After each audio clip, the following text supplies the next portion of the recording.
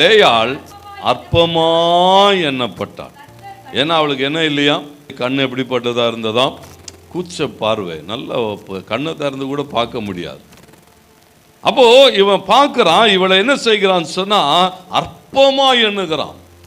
அது மாத்திரமல்ல, குழந்தை இல்லை, அழகு இல்லை, ஒன்றும் இல்லை, ஏமாத்தி என்ன செஞ்சிட்டா, என் வீட்டுக்கு வந்துட்டா. ஏன்னா அவனுடைய ஆசையெல்லாம் ராகேல் பேரில் தான் இருந்தது. ஆனால் இவன் என்ன செய்கிறதை பார்க்குறோம், உள்ளே வந்துட்டா. அதனால ஏறக்குறைய அவளை முற்றிலும் வெறுத்த நிலைமையில தான் லேயாளை வைத்திருக்கிறான். வேதம் சொல்லுகிறது, லேயாள் அற்பமா எண்ணப்பட்டதை கர்த்தர் பார்த்தார்.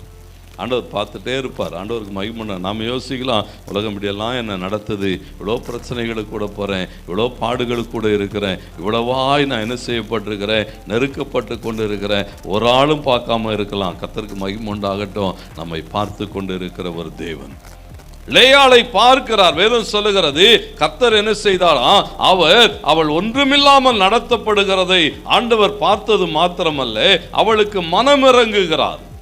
ஆச்சரியமான மாற்றங்கள் உண்டாகிறது. தேவனுக்கு மகிமை உண்டாகட்டும். கர்த்தர் அவளை அங்கீகாரப்படுத்துகிறார். அந்த சந்ததியிலே ஒரு மூத்த குமாரனை தேவன் என்ன செய்கிறதை பார்க்கிறோம், அவளுடைய கர்ப்பத்தில் கொண்டு வந்து வைக்கிறார். எவ்வளோ பெரிய ஆசீர்வாதங்கள். தேவனுக்கு மகிமை உண்டாகட்டும். அப்படியே சகலமும் மாறி போகிறது.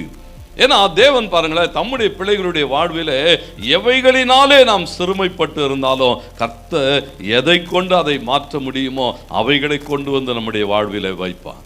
ஒருவேளை பொருளாதாரத்தில் நம்ம சிறுமைப்படுத்தப்பட்டிருக்கலாம், ஒருவேளை படிப்பில் ஒன்றும் இல்லாமல் சொல்லி இருக்கலாம், ஒன்றும் இல்லாத நிலைமை. கர்த்தருக்கு மகிமை உண்டாகட்டும். ஆண்டவர் பார்ப்பார், என் பிள்ளைகளை நீங்கள் எதில் சிறுமைப்படுத்தினாலும் என் பிள்ளைகளை நான் அதிலே அவர்களை ஆசீர்வதித்து, நம்முடைய தேவைகள், நம்முடைய பிரச்சனைகள், சத்துரு நம்மிடத்திலே கொண்டு வந்து வைக்கிற காரியங்கள், இவைகளை பார்க்கிற தேவன் என்ன செய்கிறாரா, அவைகளிலிருந்து ஒரு அற்புதங்களை செய்கிறார்.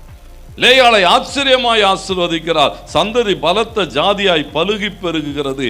ஏன்னா தேவனுடைய வாக்குத்தத்தங்கள் ஒவ்வொரு நாளும் நம்மை ஞாபகத்திலே வைத்திருப்பார்.